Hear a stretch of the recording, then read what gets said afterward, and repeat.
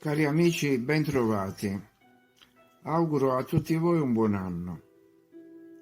Riprendo a fare qualche video cominciando da dove abbiamo lasciato a dicembre, cioè dalle foto di palazzi e città, allargando però il discorso a tutti i continenti. Rimando alla prossima occasione un discorso più articolato sui massimi sistemi, sulla religione, su Dio e sulla nostra situazione attuale.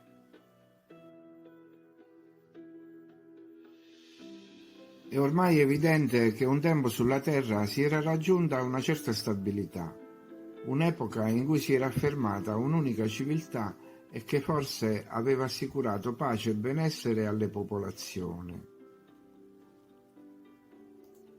Dico forse, perché sarebbe stato davvero un qualcosa di strabiliante, un'armonia mondiale basata sulla bellezza che ora viene sostituita dal nuovo ordine mondiale basato sulla paura.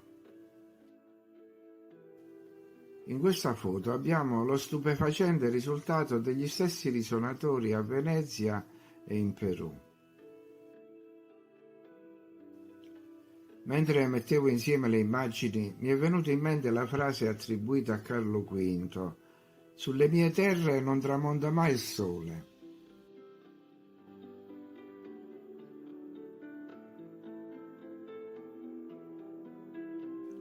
Chissà se una volta è stato davvero così, con un re dei re che governava il mondo intero, un mondo con una sola lingua parlata dappertutto. In seguito anch'essa trasformata per creare incomprensioni fra i popoli, così come col frazionamento delle terre. Per cui anche la storia della Torre di Babele avrebbe un senso. Un altro modo per confonderci deve essere stato senza dubbio cambiare nome ai luoghi. Chissà quali erano i veri nomi delle città prima. Continuano a farlo anche adesso, con gli stati africani per esempio. I governanti naturalmente hanno sempre saputo tutto. Quando venivano informati dell'esistenza di nuove terre con quello che c'era sopra, capivano di trovarsi di fronte a qualcosa di più grande di loro. Edifici dalla esecuzione millimetrica, identica progettualità, risoluzione dei problemi connessi al trasporto dei materiali, comunicazioni logistiche, macchinari, eccetera. E decidevano di comune accordo di nascondere la verità e raccontare delle storie che hanno retto fino ad oggi. Storie di coloni che decidono di replicare delle regge europee a Pretoria, in Sudafrica per esempio.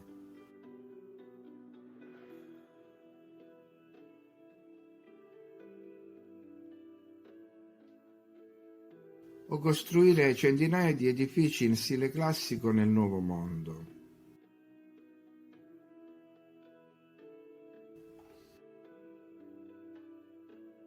Così ogni nazione ha avuto il suo Bernini, mentre noi venivamo trattati come stupidi nelle scuole, con la storia dei greci e del neoclassicismo. Ed è umiliante che ci abbiano lasciato credere che a realizzare queste opere fossero stati dei semplici artigiani.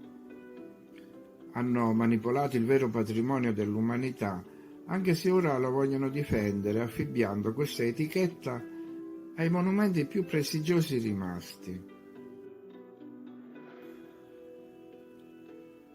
È innegabile però che tutte queste foto sembrano prese in un'unica regione, a dimostrazione di una uniformità nelle direttive di elaborazione e costruzione. Da dove arrivavano queste direttive? Dove era il centro di controllo? A che scopo venivano edificati così tanti edifici? Sono domande che dovrebbero interessare gli addetti ai lavori, ma pare che non si voglia approfondire per continuare a sostenere la narrazione dominante, sempre con lo scopo di tenere l'umanità prigioniera. Se ancora troviamo questi palazzi, forse è perché all'atto della loro scoperta non c'erano ancora i mezzi per distruggerli, o ne hanno lasciato qualcuno di proposito insieme ad altre testimonianze, come i dipinti, perché altrimenti non avrebbero potuto giustificare un mondo vuoto e non avrebbero potuto dire che prima c'erano stati migliaia di anni di storia. Una storia in cui forse ogni civiltà ha realizzato ciò che sapeva fare meglio e poi è scomparso. In questa foto di Parigi, per esempio, ci potrebbero essere almeno 5 cose della passata civiltà, tutte insieme. Una mongolfiera, la torre, un grandissimo edificio con decine di colonne, una enorme struttura in ferro e acciaio, come il Crystal Palace a Londra.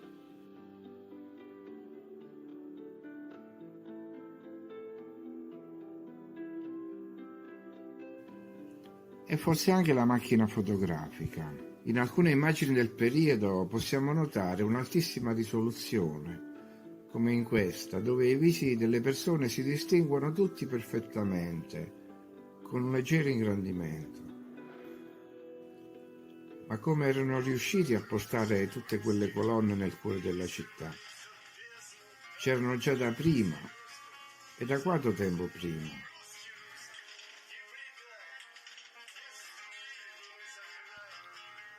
Questo video si poteva anche intitolare Il giro della Tartaria in 80 foto, dalla Nuova Zelanda al Canada, dall'Europa all'America del Sud. Continuiamo a usare questo nome, Tartaria, fino a quando non scopriamo qualcosa in più del passato.